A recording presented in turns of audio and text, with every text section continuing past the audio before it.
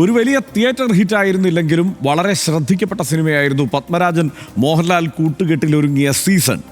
കോവളത്തിൻ്റെ പശ്ചാത്തലത്തിൽ കഥ പറഞ്ഞ ആ ക്രൈം ത്രില്ലറിൻ്റെ റീലോഡിങ്ങിന് സാധ്യത ഒരുങ്ങുകയാണെന്നാണ് പുതിയ വാർത്ത.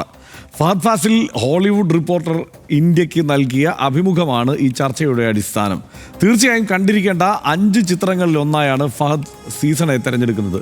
ഒപ്പം ഫഹദ് ഇതുകൂടി പറഞ്ഞു, ആ ചിത്രം റീമേക്ക് ചെയ്യാൻ ആഗ്രഹമുണ്ട്. അമൽ നീരദിനോട് അതിനായി കെഞ്ചുകയാണെന്നും താരം പറഞ്ഞു. ആദ്യം RDX റാം. പത്മരാജന്റെ തിരക്കഥയിലും സംവിധാനത്തിലും 1989 റിലീസായ സീസൺ 4 പതിറ്റാണ്ട് പിന്നിടാനൊരുങ്ങുമ്പോഴും മലയാള സിനിമയിലെ ഏറ്റവും റിപ്പീറ്റ് വാച്ച് വാല്യൂ ഉള്ള ക്രൈം ത്രില്ലറുകളിലൊന്നാണ്. കോവളത്ത് ഒരു റെസ്റ്റോറന്റ് നടത്തുകയാണ് മോഹൻലാൽ അവതരിപ്പിക്കുന്ന നായക കഥാപാത്രം ജീവൻ. വിദേശത്ത് നിന്ന് കള്ളക്കടത്തുന്ന ഇലക്ട്രോണിക് ഉപകരണങ്ങളുടെ കച്ചവടവും വിദേശ കറൻസി ഇടപാടുകളുമൊക്കെ നടത്തുന്ന കഥാപാത്രം. പൊറിഞ്ചു കാന്തി എന്ന 2 തൊഴിൽ രഹിതരായ യുവാക്കൾ ഡ്രഗ് ഡീലിംഗ് വഴി പണം സമ്പാദിക്കാൻ ശ്രമിക്കുന്നു. അക്കാലങ്ങളിൽ മലയാള സിനിമയിൽ ഇടയ്ക്കിടെ അഭിനയിച്ചിരുന്ന ഗവിൻ പക്കാട് എന്ന ബ്രിട്ടീഷ് നടന്റെ സിനിമയിലെ വില്ലൻ വേഷവും ശ്രദ്ധേയമായിരുന്നു. വിദേശ സഞ്ചാരിയുടെ വേഷത്തിലെത്തുന്ന ഗവിൻ പക്കാടിന്റെ ഫാബിയൻ റെമനസ് എന്ന കഥാപാത്രവുമായി നടത്തുന്ന ലഹരി ഇടപാടിനിടെ കാന്തിയും പൊറിഞ്ചുവും മറ്റൊരു കഥാപാത്രമായ മെർലിനും കൊല്ലപ്പെടുന്നു. ചെയ്യാത്ത കുറ്റത്തിന് അറസ്റ്റ് ചെയ്യപ്പെടുന്ന ജീവന്റെ പ്രതികാര കഥയാണ് സീസൺ. കോവളത്തിന്റെ മാസ്മരിക പ്രകൃതി ക്യാമറയിലാക്കിയ വേണുവിന്റെ ഫ്രെയിമുകൾ അതിമനോഹരമായിരുന്നു. ഒപ്പം കഥയിലെയും തിരക്കഥയിലെയും ആവിഷ്കാരത്തിലെയും പത്മരാജൻ ടച്ചും. സീസൺ പുതിയ കാലത്ത് പുതിയ രൂപത്തിൽ പുറത്തുവരാൻ സാധ്യതയുണ്ടെന്നും ഫഹദ് ഫാസിലിന് പുതിയ സീസണിലെ ജീവനാകാൻ ആഗ്രഹമുണ്ടെന്നും കേൾക്കുമ്പോൾ സിനിമാ പ്രേമികൾക്കെല്ലാം സന്തോഷിക്കാം. RDX Ram, News Malayalam.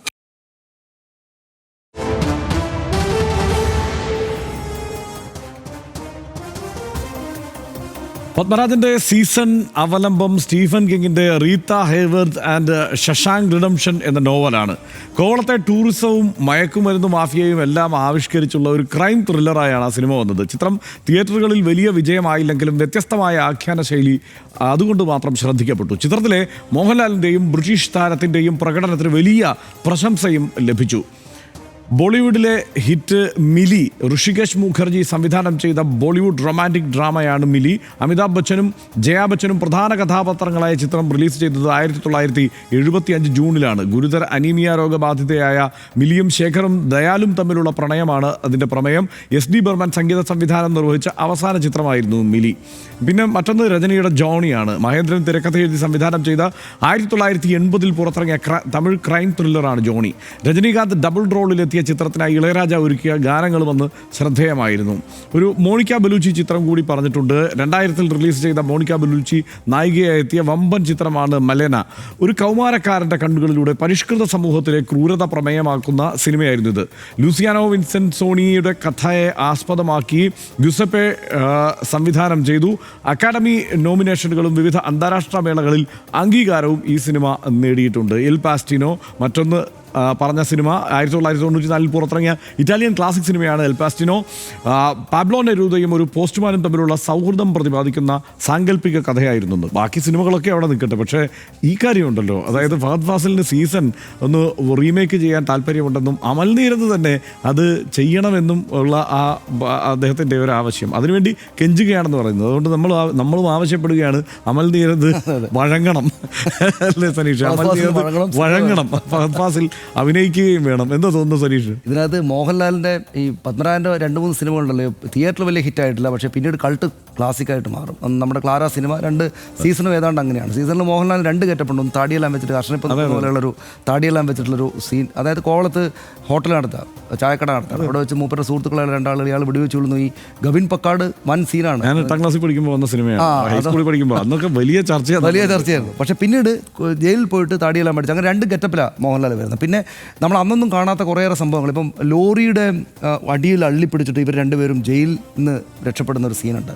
പിന്നെ അടി സീന് വളരെ വലിയ വയലൻസ് അല്ല, പക്ഷേ പത്മരാജൻ്റെത് മാത്രം പറ്റുന്ന ഒരു പ്രത്യേകതരം സ്റ്റൈലിലാണ് പടം എടുത്തിരിക്കുന്ന. മ്യൂസിക് അതിഗംഭീരമാണ്. ഇപ്പോഴും ഞാൻ വെറുതെ ഒന്ന് കണ്ടു നോക്കി.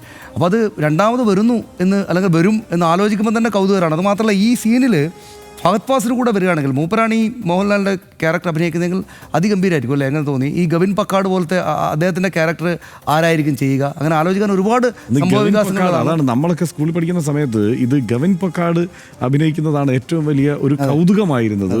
അതായത് സാധാരണ അതിനു മുമ്പൊക്കെ നമ്മളങ്ങനെ ഈ വിദേശ താരങ്ങൾ അഭിനയിച്ച് അധികം കണ്ടിട്ടില്ലല്ലോ. ഇപ്പോൾ ഒരു വിദേശ താരം തന്നെ വരുന്നു, അയാളായിട്ട് മോഹൻലാൽ ഇടുക്കിയിലെ മലനിരകളിലൂടെ കിടന്ന് ഉരുണ്ടുപിടിച്ച് ഇടിപിടിക്കുന്നു. അത് ആവേശത്തോടെ തന്നെ നമ്മൾ കണ്ടിട്ടുള്ളത്. എനിക്കിപ്പോൾ മനസ്സിലാവാത്ത കാര്യം ഇപ്പോഴാണ് ഈ കണക്കുകളൊക്കെ വെച്ച് ആ സിനിമ അന്ന് വലിയ തിയേറ്റർ ഹിറ്റ് അല്ലായിരുന്നു എന്ന് പറയുന്നത്.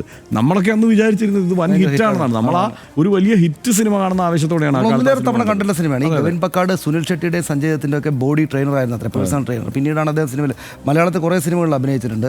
അപ്പോൾ സീസണാണ് അതിനകത്ത് പ്രധാനപ്പെട്ട കാര്യം. പിന്നെ ഈ അദ്ദേഹം വെച്ചിരിക്കുന്ന 5 സിനിമകൾ അല്ലെങ്കിൽ 2 ഞാൻ കണ്ടിട്ടുള്ളൂ. 1 സീസണും 1 ഈ മെലേനയും. മെലേന അദ്ദേഹത്തിന് നല്ല സെലക്ഷനാണ്. ഈ ടൊർണട്ടോർ എൻ്റെ ഓർമ്മ ശരിയാണെങ്കിൽ എനിക്ക് ഉറപ്പില്ല. ടൊർണട്ടോർ യഥാർത്ഥത്തിൽ സിനിമ പാരഡൈസും കൂടെ സംവിധാനം ചെയ്ത ആളാണോ എന്ന് എനിക്ക് സംശയമുണ്ട്. സിനിമ പാരഡൈസ് ഉറപ്പില്ല കേട്ടോ, ഞാൻ നോക്കാൻ പറ്റിയിട്ടില്ല. ഈ മലേന, ഇത് മോണിക്ക ബലൂച്ചിയുടെ ക്യാരക്ടർ അതിഗംഭീരമായിരുന്നു. ഞാൻ MG യൂണിവേഴ്സിറ്റി ക്യാമ്പസിൽ ഫിലിം ഫെസ്റ്റിവൽ ഞങ്ങൾ നടത്തിക്കൊണ്ടിരുന്നു. ഞങ്ങളെ യൂണിയൻ നടത്തിയപ്പോൾ അതിൽ വെച്ചാണ് ഇത് കണ്ടത്. 1 തവണ കണ്ട സിനിമയാണ്. അദ്ദേഹത്തിൻ്റെ ആ സെലക്ഷൻ ഗംഭീരമായി. എന്തായാലും ഈ സീസണ് ഫഹദ് ഫാസിൽ അഭിനയിച്ചുകൊണ്ട് വരട്ടെ എന്ന് അമൽ നീരദ് സംവിധാനം ചെയ്താൽ എങ്ങനെ ഉണ്ടാവും അറിയാൻ രസമുണ്ട്. തീർച്ചയായും. അല്ല, അമൽ നീരദിൻ്റെ ഫ്രെയിംസ് നമുക്കറിയാമല്ലോ. മാത്രമല്ല ഒരു ക്യാരക്ടറിനെ കൊണ്ടുവരുന്ന രീതി അതൊക്കെ അറിയാം. അതൊക്കെ ഭയങ്കരമായി സ്റ്റൈലൈസ് ചെയ്ത് വേറൊരു തലത്തിൽ അതിനെ കൊണ്ടുവരാൻ പറ്റും. അതുമാത്രമല്ല ഈ പത്മരാജൻ സുന്ദരമായി ചെയ്തു വെച്ചു. പുതിയ കാലത്ത് പുതിയ രൂപത്തിൽ പുതിയ ടെക്നോളജിയിൽ അത് എങ്ങനെ വരും എന്നുള്ളത് വേറൊരു സംഗതി തന്നെയാണ്. 37 വർഷം മുമ്പിറങ്ങിയ സീസൺ അക്കാലത്തെ ഒരു പാത്ത് ബ്രേക്കിംഗ് മുഖ്യധാരാ സിനിമയായിരുന്നു. അതിന് പിന്നാലെ ക്രൈം ത്രില്ലർ സിനിമകളുടെ ഒരു ശ്രേണി തന്നെ നമ്മുടെ സിനിമയിലുണ്ടായി. ടൈറ്റിൽ ഗാനരംഗത്തിനിടയിൽ സംവിധായകൻ പത്മരാജൻ്റെ തന്നെ ശബ്ദത്തിൽ വന്ന നറേഷനൊക്കെ അക്കാലത്ത് വലിയ പരീക്ഷണമായിരുന്നു. കോമള സ്വപ്നങ്ങൾ കൊടിയേറുകയായി, കോരിത്തെരിപ്പിൻ്റെ കോലാഹലം തുടങ്ങുകയായി എന്നെല്ലാം തുടങ്ങുന്ന ആ ഭാഗം ഇപ്പോഴത്തെ ന്യൂജൻ റീലുകളിലും കാണാം. കോവളം കടലിൽ തിരയടിക്കുന്ന ശബ്ദം, വൈകാരിക പ്രാധാന്യമുള്ള രംഗങ്ങളിൽ പശ്ചാത്തലമായി വന്നതെല്ലാം ഓർക്കുന്നു. മലേന, എൽ പാസ്റ്റിനോ തുടങ്ങി ക്ലാസിക്കുകൾക്കൊപ്പം ചേർത്ത് വെച്ചാണ് ആ പത്മരാജൻ സൃഷ്ടിയെ ഫഹദ് കാണുന്നതെന്ന് പറയുന്നു. ക്ലാസിക് സിനിമകൾ റീമേക്ക് ചെയ്യുന്നത് വലിയ റിസ്ക്കുള്ള കാര്യമാണ്. ആ റിസ്ക് ഫഹദ് എടുക്കുന്നെങ്കിൽ റീലോഡ് ചെയ്യുന്ന സീസൺ എങ്ങനെയാണെന്ന് കാണാൻ മലയാളി പ്രേക്ഷകർക്ക് ആകെ കൗതുകമുണ്ടാകും. RDXും അതേ കൗതുകത്തോടെ ഇതിൻ്റെ തുടർ വാർത്തകൾക്കായി കാത്തിരിക്കുന്നു. RDX ഇവിടെ പൂർത്തിയാകുന്നു. Good night.